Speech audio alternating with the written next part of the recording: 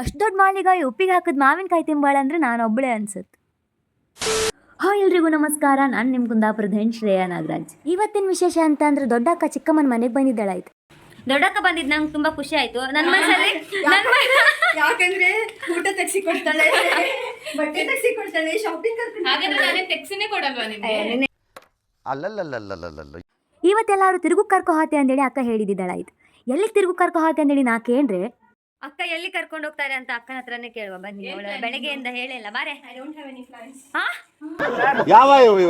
ಒಂದೇ ಸಲ ಈ ತರ ಶಾಕ್ ಕೊಟ್ಟು ಆಮೇಲೆ ಲೂಲು ಮಾಲಿ ಕರ್ಕೊ ಹೋದ. ಅಪರೂಪಕ್ಕೆ ತಂಗಿ ಬೆಂಗಳೂರಿಗೆ ಬಂದಿದ್ದಾಳೆ, ಏನಾದ್ರೂ ಕೊಡ್ಸುವ ಅಂತೇಳಿ ಅವ್ರ ಮನ್ಸಲ್ಲಿದ್ರೆ ನಂಗೆ ತಿಂಡಿ ಒಂದು ಬಿಟ್ರೆ ಬೇರೆ ಎಂತ ಬೇಡ ಕಾಣಿ. ಈ ಮಾಲಲ್ಲೂ ಮೀನ್ ರೇಟ್ ಕಂಡು ನಂಗೆ ಜೀವ ಹಾರಿ ಹೋಯ್ತು. ಹಾಂಗ್ ಕಾಂಬಕ್ಕೋರ್ ನಮ್ಮ ಊರ್ ಬದಿ ಕಮ್ಮಿ ರೇಟಿಗೆ ಎಷ್ಟು ಒಳ್ಳೊಳ್ಳೆ ಮೀನ್ ಸಿಕ್ಕುತ್ತಲ್ಲ. ಮಾಲಲ್ಲಿ ತಿರ್ತಾ ನಂಗೆ ಟೈಮ್ ಆದ್ದೇ ಗೊತ್ತಾಯಿಲ್ಲ. ನಂಗಂತೂ ಸಿಕ್ಕಾಪಟ್ಟೆ ಹಸ್ವಾಗ್ತಿದ್ದೆ. ನಿಮ್ಗೆಲ್ಲ ಗೊತ್ತಲ್ಲ, ನಂಗಂತೂ ತಿನ್ನೋ ವಿಷಯದಲ್ಲಂತೂ ಮುಲಾಜೆ ಇಲ್ಲ. ಎಷ್ಟು ಕೊಟ್ಟರು ತಿಂತೆ, ಬಟ್ ಟೇಸ್ಟ್ ಒಳ್ಳೆ ಇருக்கு. ನಂಗೆ ಎಷ್ಟು ಬೇಕಷ್ಟು ಬಟ್ಟೆ ತಗೊಂಡೆ.